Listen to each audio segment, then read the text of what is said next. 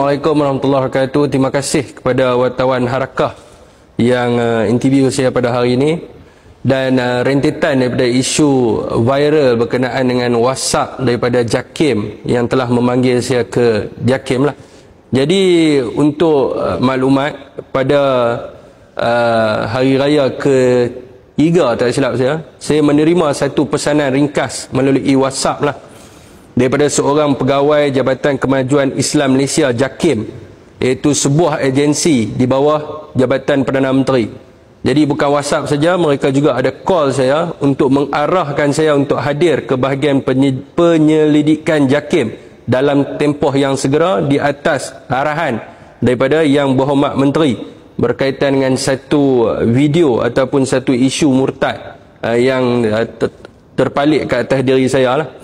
Jadi apa yang saya nak katakan kat sini adalah perkara tu telah berlaku bertahun lamanya. Bukan baru berlaku hari ini, bukan berlaku pada tahun 2025. Dia berlaku hampir 6 ke 7 tahun lepas cerita ni, di mana sewaktu itu saya mengalami satu tekanan emosi akibat diberhentikan kerja, dan juga berkaitan dengan hutang yang serius dan juga intimidasi undang-undang yang dikenakan ke atas diri saya sendiri tanpa ada belas kasihan. Pada waktu itu saya memperjuangkan isu ICET dan ICC Stated Rome, asyik kena lock up dan sebagainya, dan saya stres pada waktu itu.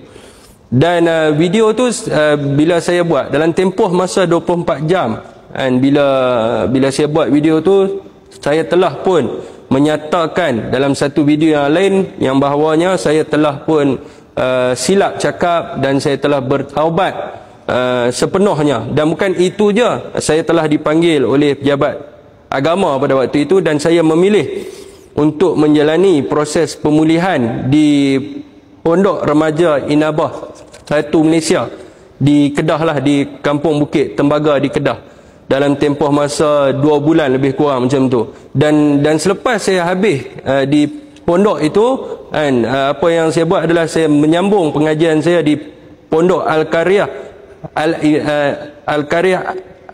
Al-Imaniyah di Mapat, di Siam sana lah, di Thailand sana, di mana Tok Guru pada waktu itu adalah almarhum Tuan Guru Haji Abdullah Mapat.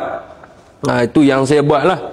Dan saya percaya apa yang JAKIM nak buat ni, dia panggil saya ni adalah sengaja aja untuk nak bangkitkan isu ni semula. Dan saya nak beritahu, JAKIM tidak ada sebarang punca kuasa untuk memanggil saya, sebab dia tak terlibat dalam penyiasatan dan sebagainya. Dan buktinya adalah semalam juga saya telah maklumkan kepada Peguam untuk kita hantar surat kepada JAKIM, di mana dalam surat tu kita sebut bahawa sekiranya pihak Jabatan Kemajuan Islam Malaysia ingin mendapatkan maklumat yang lanjut berkaitan dengan kenyataan itu, mereka perlu menghantar satu notis kepada Peguam atas sebab apa mereka panggil dan apakah punca kuasa yang mereka gunakan untuk mereka memanggil.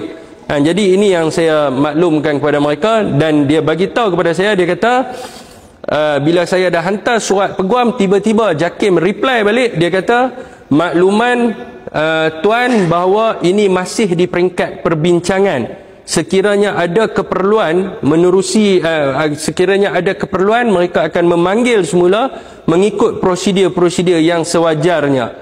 Dan mereka mengatakan bahawa sudah cukup penjelasan yang telah tersebar di dalam medsos ini untuk mereka mendapatkan maklumat lanjut. Sebab apa mereka cakap macam ni? Sebab telah diviralkan bahawa arahan ni dikeluarkan oleh pihak Yang Berhormat Menteri. Jadi inilah intimidasi undang-undang, sebab mereka tak boleh jawab soal dasar, mereka tak boleh jawab soal isu yang memang sepatutnya mereka jawab, so mereka nak serang peribadi.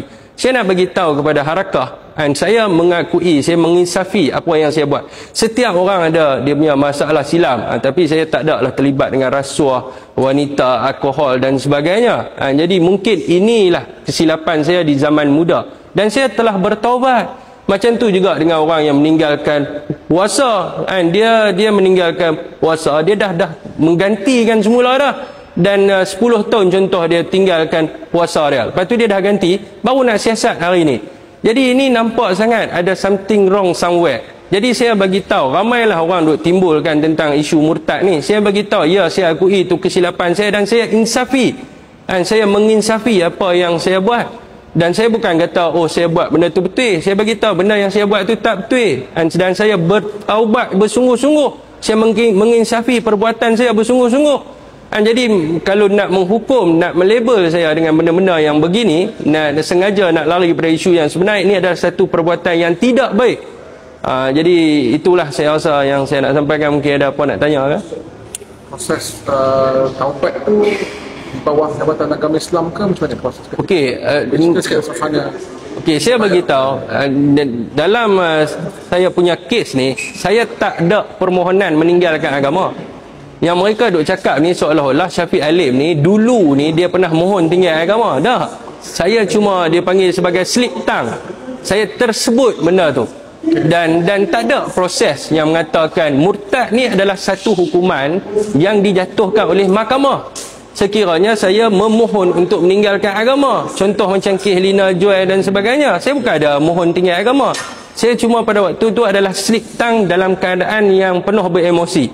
Dan saya bagi tahu benda tu kat pejabat agama, dan mereka kata kalau tidak ada niat, jadi kena bertaubat bersungguh-sungguh dan carilah mana-mana tempat untuk kita kalau tak mau pergi counselling kat pejabat agama, kena cari pondok-pondok yang diiktiraf oleh kerajaan. Itu yang saya pergi kepada Inabah tu. Jadi bila pergi pada Inabah, daftar pada Inabah, itu yang saya menjalani proses yang dikatakan proses orang kata apa, dia bukan proses taubat pun sebenarnya, dia proses mempelajari lebih, belajar agama, mendalami pengajian agama. Itu yang saya pergi sebab saya tahu saya salah. Tapi tidak ada sebarang proses meninggalkan agama.